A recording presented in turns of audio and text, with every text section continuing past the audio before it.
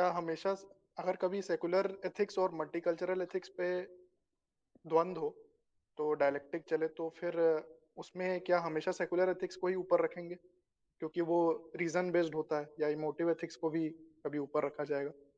Ethics को ही ऊपर रखेंगे क्योंकि वो रीजन बेस्ड होता है, या इमोटिव एथिक्स को भी कभी ऊपर रखा जाएगा?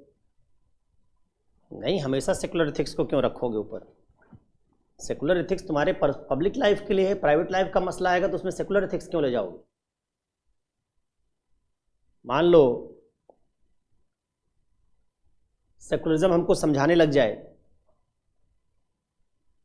कि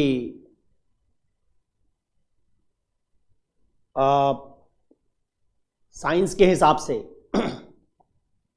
गर्मियों में अगर वाइट कपड़े पहने जाएं तो ज़्यादा बेहतर होगा।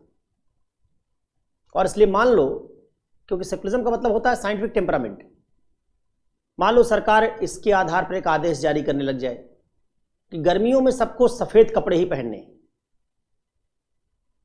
क्या ये ठीक होगा? सफ़ेद कपड़े पहनने का बहुत सारा साइंटिफिक लाभ होते हुए भी गर्मी में क्या इस तरह के आदेश या कानून को लोग मानेंगे? नहीं। लोगों की अपनी आस्था है, लोगों की अपनी चॉइस है, उनका अपनी निजी जिंदगी है, वो जैसा कपड़ा पहनना चाहे। अमेरिका में इसकी सबसे जो क्लासिकल डिबेट तुम देखते हो अभी, वहां जितने रिपब्लिकन स्टेट हैं वो नो मास्क कैंपेन को चलाते हैं। जितने रिपब्लिकन गवर्नर्स, कभी अमेरिका पढ़ना, अमेरिका का कोई भी रिपब्लिकन स्टेट पढ़ना, उसके बारे में गूगल करना, किसी भी रिपब्लिकन गवर्नर ने मास्क को मैंडेटरी नहीं किया है। कहते हम नहीं करेंगे, ये आदमी की मर्जी, मास्क लगाए ना लगाए। अमेरिका में कोरोना के सबसे ज्यादा केसेस आ रहे हैं, 10-10 लाख केस आ रहे थे, फिर उन्होंने स्कूल खोल दिया, कहा जिसकी मर्जी आए जिसकी मर्जी ना आए। तो कई बार आप जब फ्रीडम चॉइस के किसी बात को स्ट्रेच करते हैं तो साइंस की एक लिमिट होती है। हम कई बार कहते हैं कि लोग अपना भला बुरा जानते हैं, हम सब चीज उनको साइंस के बेस पे थोड़े बताएंगे क्या सही क्या अच्छा खराब है। हम केवल वो बात वहां कहते हैं जहां हम कहते हैं भाई दूसरे का राइट, दूसरे की लिबर्टी, उसका खतरा ना हो।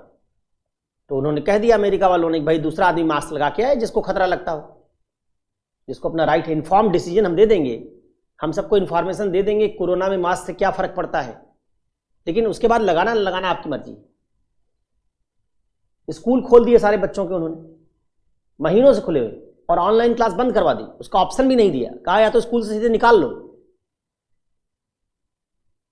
तो सेकुलरिज्म की एक लिमिट है, सेकुलरिज्म को आप हर जगह लागू नहीं कर सकते। सेकुलर एथिक्स और रिलीजियस एथिक्स में टकराव होने पर तब तक सेकुलर एथिक्स को हम हर जगह वरीयता नहीं देंगे जब तक रिलीजन खत्म नहीं हो जाता, या जब तक ह्यूमन बीइंग के भीतर जो फेथ और इमोशन का एलिमेंट है वो समाप्त नहीं हो जाता। अगर ह्यूमन बीइंग फेथ और इमोशन के एलिमेंट को कैरी करते हैं तो फेथ और इमोशन का मतलब ही होता है कि वो रीजन से कनेक्टेड नहीं, दो अलग अलग फैकल्टीज हैं ह्यूमन बीइंग। एक आस्था है, दूसरी तर्क है, दोनों अलग अलग बात है। तब तक हम आस्था के सारे मामलों में तर्क का प्रयोग नहीं कर पाएंगे, भावना के मामलों में तर्क का प्रयोग नहीं कर पाएंगे। मैं इसका एक एग्जाम्पल पिछली क्लास में शायद दिया था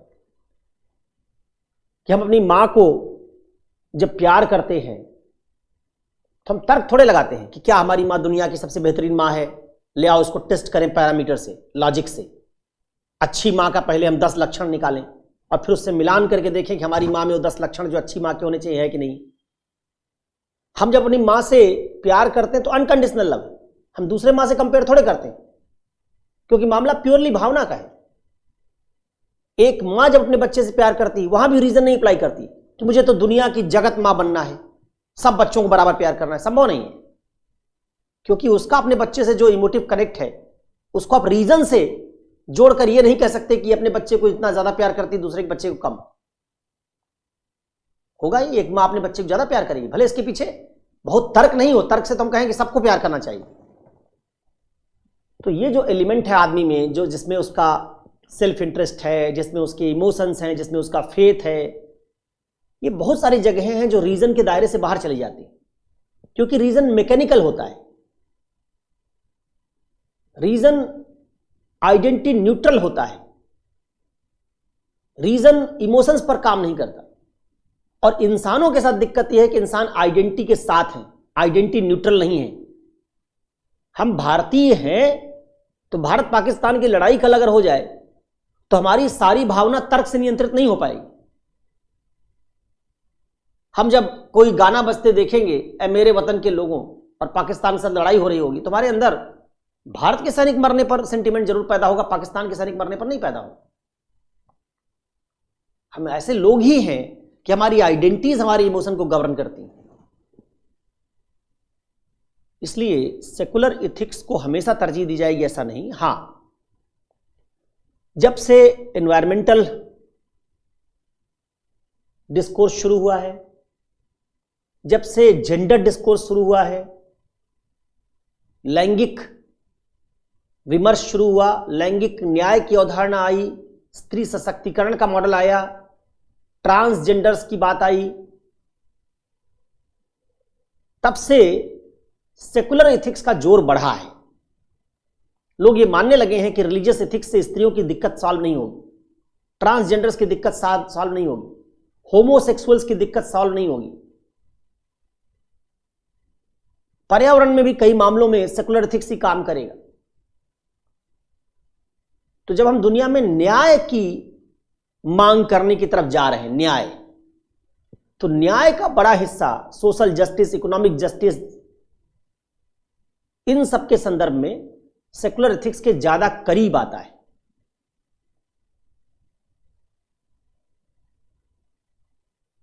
तो इसलिए सेकुलर एथिक्स का डोमिनेंस बढ़ा है, रिलीजियस एथिक्स का डोमिनेंस घटा है।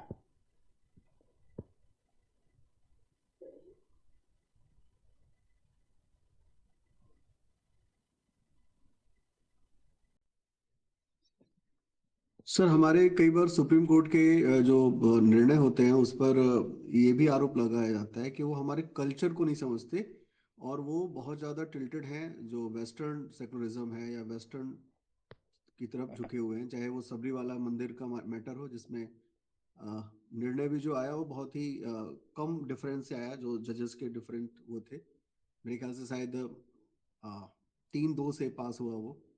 तो ऐसे में जो आरोप है खासतौर पे तथाकथित दक्षिणपंथियों का, उसको हमें कैसे देखना चाहिए? क्या हमें एथिक्स को इस तरह डिवाइड कर सकते हैं कि हमारा कॉन्स्टिट्यूशन झुका हुआ है सेकुलर एथिक्स की तरफ और कम तवज्जो देता है रिलीजियस एथिक्स को? इन दोनों की डिबेट को कैसे समझे सर?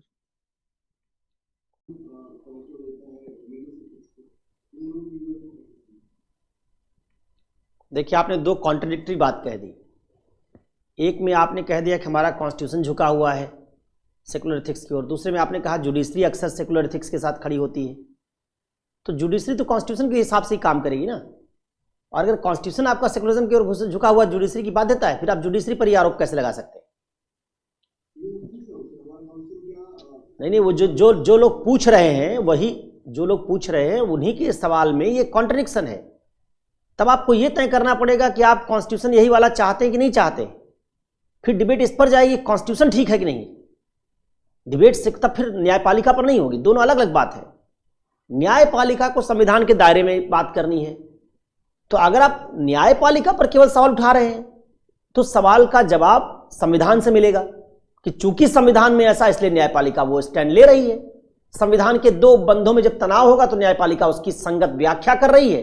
उस व्याख्या में न्यायपालिका जो हमारे फंडामेंटल राइट्स हैं, व्यक्तिगत अधिकार हैं, उनका जब इस्तेमाल करती है तो सेकुलरिज्म की ओर जाना तय होता है।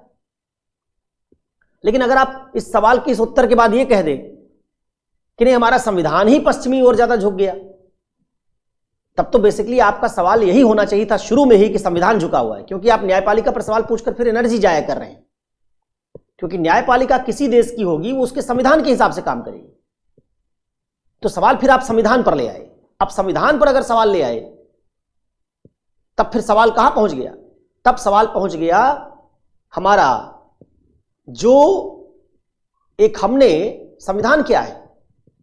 संविधान है एक कंसेंसस जिसको 3 साल की कड़ी मेहनत के बाद भारत में गढ़ा गया। उस संविधान में हो सकता है 2-4 कमियां हो, लेकिन जब वो संविधान गढ़ा जा रहा था तो चूंकि आप फ्रीडम स्ट्रगल से तुरंत निकले थे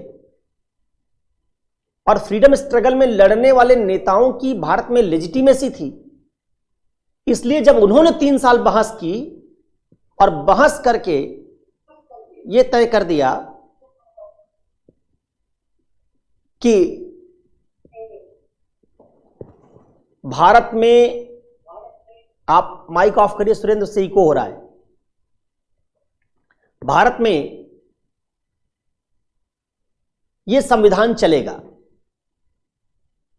तो चूंकि वो स्वतंत्रता सेनानी, ज्यादातर लोग उनकी जनता में लेजिटिमेसी थी, इसलिए जनता ने उनकी बात मान ली। और क्या हो गया, 3 साल में बहुत बहस के बाद एक कंसेंसस बन गया। उस कंसेंसस के कारण हम तमिल लोगों को, तेलुगु लोगों को, कन्नड़ लोगों को, मलयाली लोगों को एक ऐसे राज्य में ले आ पाए जो कभी एक राज्य में नहीं रहे थे। ध्यान रखना, त्रावणकोर राज्य में रहे थे, भारत में नहीं। भारत नाम भले लेते रहे हो, लेकिन राज्य अलग होता था, प्रिंसली स्टेट्स थे। एक विधान के नीचे आपने कभी इतने बड़े राज्य को नहीं बांधा था। संविधान वो पहला प्रयास था जिसमें तेलुगु, तमिल,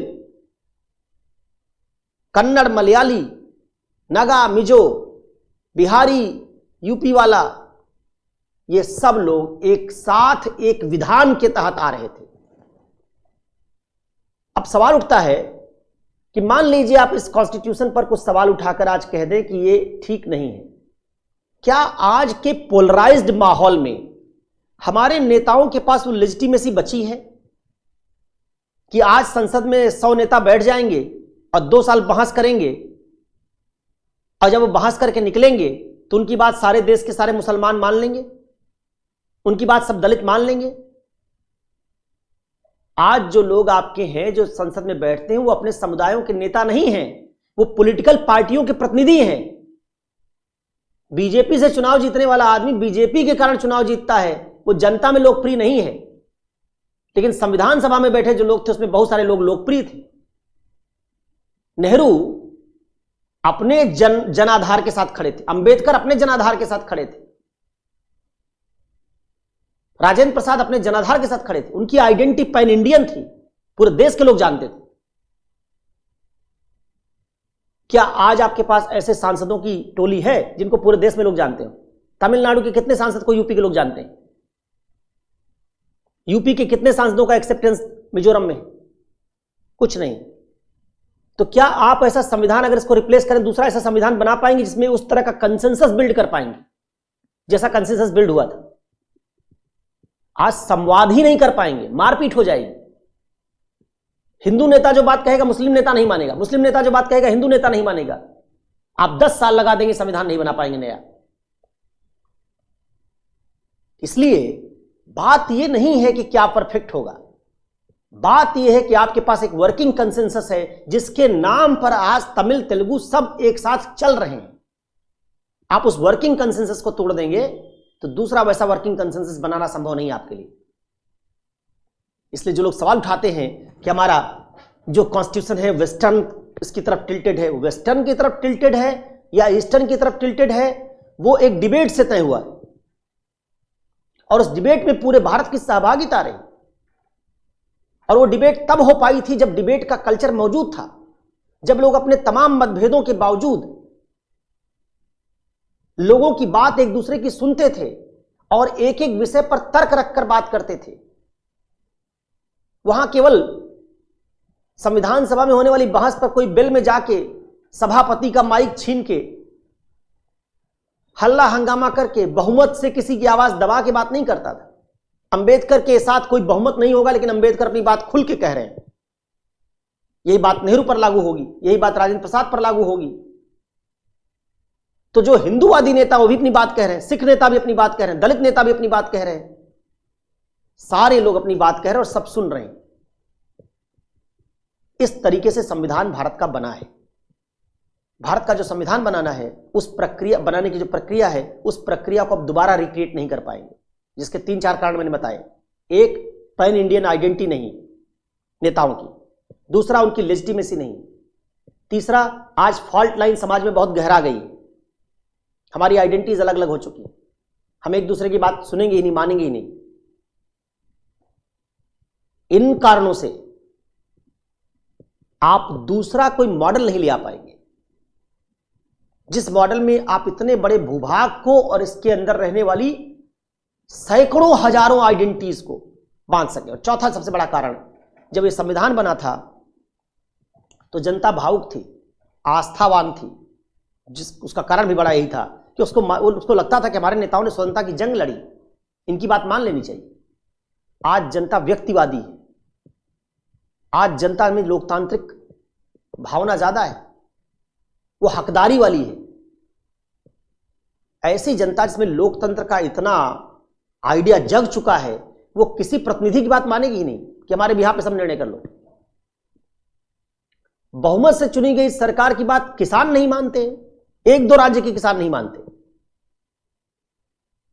तो आप ये सोचे कि किसी 1-2 नेता की बात मान लेंगे, संभव ही नहीं, लेजिटिमेसी नहीं। इसलिए हमेशा जब हम इस तरह के डिबेट में जाते हैं और किसी एक वर्ग की किसी आपत्ति को बहुत टेक्निकली देखते हैं, तो हमको उसको होलिस्टिक तरीके से भी देखने की जरूरत है कि ठीक है, टेक्निकली हो सकता है संविधान की एक आध बात सही ना हो, लेकिन क्या होलिस्टिकली आप इसकी जगह दूसरा संविधान बना लेंगे? मुसलमान एक्सेप्ट करेंगे उसको? नागा मानेंगे? मिजो मानेंगे? तमिल मानेंगे? तेलुगु मानेंगे? बनाएगा कौन? बैठेगा कौन उस संविधान सभा में? जो लोग बैठेंगे उनकी लेजिटिमेसी क्या होगी? कहां से आएंगे वो लोग? उनका बैकग्राउंड क्या होगा? जनता उन पर भरोसा क्यों करेगी? ऐसे बहुत सारे सवालों का जवाब आपको पहले सोचना चाहिए, जो लोग संविधान पर सवाल उठाते हैं। जिस दिन संविधान आपका नहीं रहा, उस दिन ये देश नहीं रहेगा। उस दिन हिंदू राष्ट्र बन सकता है, खालिस्तान बन सकता है, तमिलिस्तान, द्राविडिस्तान बन सकता है, हिंदुस्तान नहीं बनेगा, ये तय मानिए। तो चाहे हमको जितना अट्रैक्टिव लगता हो दक्षिण पंथियों का ये नारा कि इसमें भारतीय संस्कृति कम है, अरे भारतीय संस्कृति छोड़ो, उसमें गांधी नहीं है संविधान में तुम्हारे। स्वतंत्रता आंदोलन का सबसे जो टावरिंग फिगर था, उस गांधी की बात तुम्हारे किसी जगह पर नहीं, सिवाय डीपीएसपी के। डायरेक्टिव प्रिंसिपल को छोड़ के गांधी कहीं नहीं। सर्वोदय वालों की क्या बात तुम्हारे संविधान में है? स्वराजियों की क्या बात तुम्हारे संविधान में है? कुछ नहीं। इसी से समझ लो कि संविधान कितना बैलेंस्ड है। जहां सबसे बड़ा जो स्वतंत्रता आंदोलन में धड़ा था गांधीवादियों का, वही नहीं संविधान में रिप्रेजेंटेड है।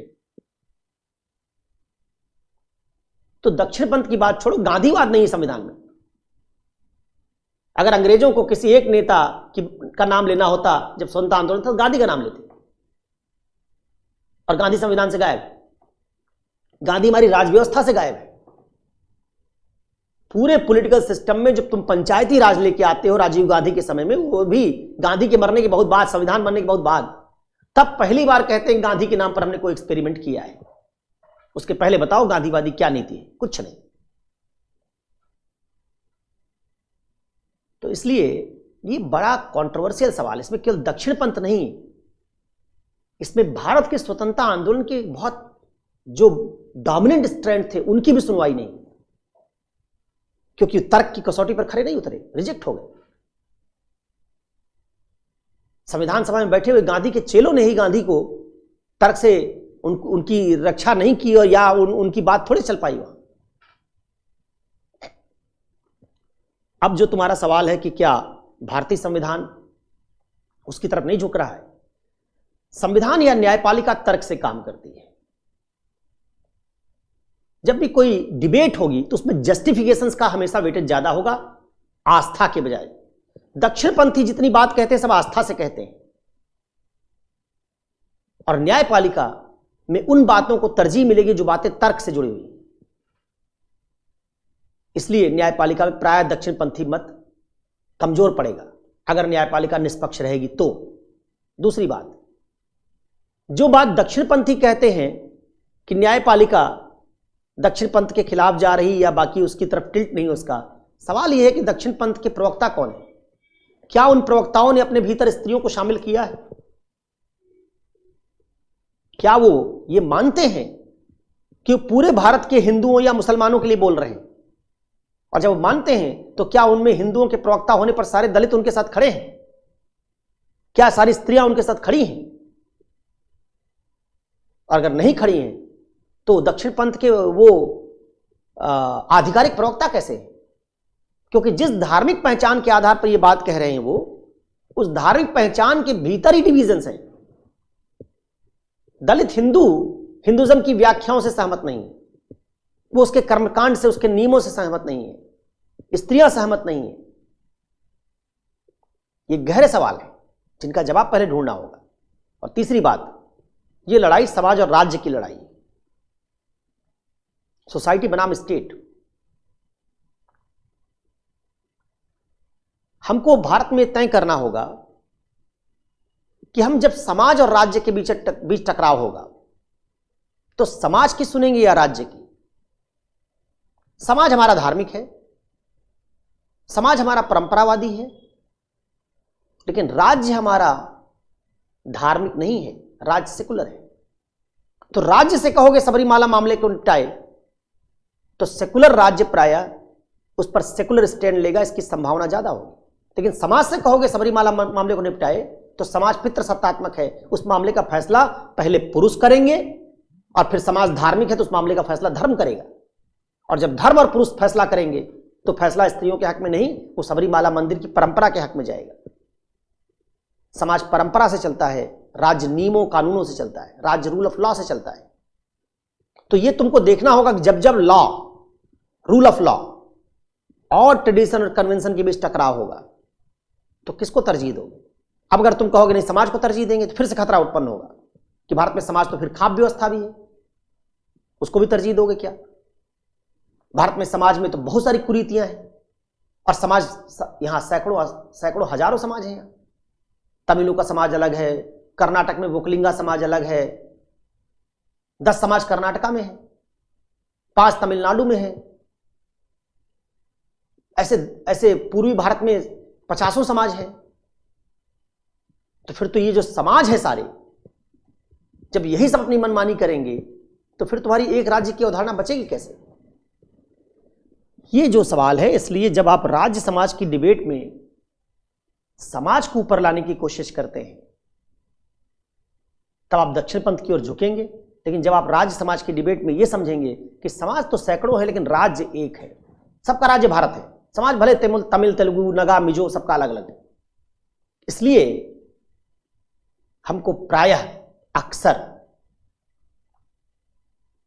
समाज और राज्य की टकराहट में न्यायपालिका तक जब मामला ले जाना होगा या न्यायपालिका तक जब मामला जाएगा तो अक्सर हमको राज्य के साथ खड़े होना पड़ेगा। इसका केवल एक अपवाद है, कौन सा? ऐसी माइनॉरिटी समुदाय जो अभी भी अपनी कल्चरल आइडेंटिटी के साथ बहुत जुड़ी है और जिनमें असुरक्षा की भावना बहुत है। उनको लगता है कि उनका कल्चर छूट गया तो उनका अस्तित्व ही नष्ट हो जाए। जैसे नागा लोग, मिजो लोग, ट्राइब्स, ये राज्य बनने से हजारों साल पहले से अपने कल्चर के साथ जी रहे हैं और इन्होंने राज्य बनते समय भी समझौते में भाग नहीं लिया था। जैसे संविधान सभा में ट्राइब्स के नेता नहीं आए थे, नागा लोग नहीं आए थे, मिजो लोग नहीं आए थे, उनके प्रतिनिधि भी नहीं थे, तब उनको केवल हम एक्सेप्शन मान सकते हैं कि उनकी बात होगी तो उनको रियायत देना पड़ेगा। बाकी जगहों पर प्राय हमको राज्य को तरजीह देनी पड़ेगी। ये इस मामले में कुछ एलिमेंट्स हैं या कुछ डायमेंशंस हैं जिनको आपको ध्यान में रखना होगा। तो ये डिबेट बहुत उलझी हुई है, इसमें जिस तरीके से आप सॉल्व करेंगे उससे तय होगा कि आप राज्य बनाएंगे, एक समाज बनाएंगे। भारत में समाज सैकड़ों है, राज्य एक है। अगर आप एकता पर जाएंगे तो आपको राज्य के साथ खड़े होना पड़ेगा। अगर आप परंपरा पर जाएंगे तो फिर आप समाज की तरफ जाइए, परंपरा से पूरी हिंदुस्तान को चलाइए, फिर अलग अलग परंपराएं होंगी, कुछ भी एक रूपता नहीं होगी। इसका मतलब ये नहीं मैं कह रहा हूं कि इसको एक्सट्रीम में ले जाइएगा, समाज खत्म कर दें एकदम, नहीं। ये मामला तभी उठ रहा है जब टकराव हो रहा है, अदरवाइज समाज अपनी परंपरा के साथ चले, कौन दिक्कत है? उसका राज्य के कानून से टकराव नहीं, समाज अपनी परंपरा माने, तो ये सवाल जो हर्ष ने पूछा था इसमें उसका उत्तर भी है। जो हर्ष ने कहा था क्या सब कुछ सेकुलर से चलेगा, नहीं, सब कुछ सेकुलर से कहाँ चलता है। नागा मिजो लोगों का सब कुछ सेकुलर से कहाँ चलता है, उनकी बहुत सारी बातें आस्था और भावना से चलती हैं।